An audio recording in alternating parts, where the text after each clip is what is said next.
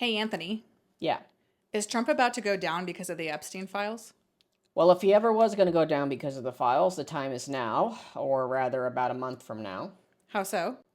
Well, we just had Adelita Grijalva sworn in as a result of the House opening up again after the government shutdown bill was passed. Because she was sworn in, the House was able to get the 218 votes that they needed to pass the Epstein files discharge petition, which is not a final vote on releasing the files, but a vote to force a vote in the House since Mike Johnson was refusing to hold that vote himself. Now that the discharge petition has passed, a minimum of 7 legislative days have to pass before it can be voted on by the House itself, which will probably be in early December. I do expect Mike Johnson to pull some shenanigans to try and delay. A legislative day is not necessarily the same as a calendar day, and the House is not in session every calendar day anyways. So I expect to see him do things like try and close out a calendar day without adjourning the House to drag out the process and how many legislative days occur in between now and when the vote happens. Regardless, there's only so long that he can do that, and there are enough votes in the House currently that the final vote is expected to succeed.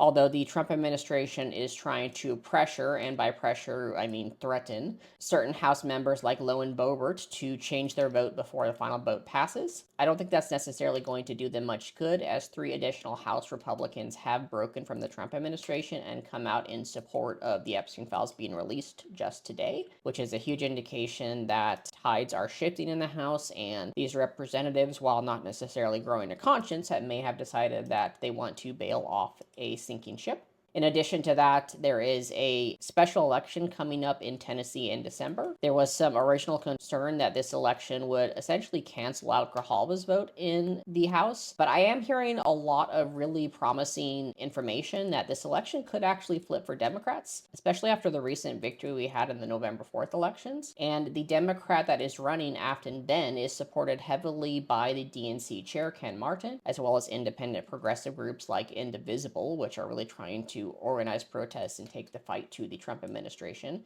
as well as get more progressive and people-oriented members into the DNC. That Tennessee race will be a difficult race, but if she wins, it would even further shift the Democratic power in the House and cement the chance of us having a victory on these Epstein legislation being passed, as well as really just give an idea of really how the public thinks about the Trump administration and the Republicans, even in deep red areas. Finally, of course, we have all the Epstein emails that were released by the House Oversight Committee today.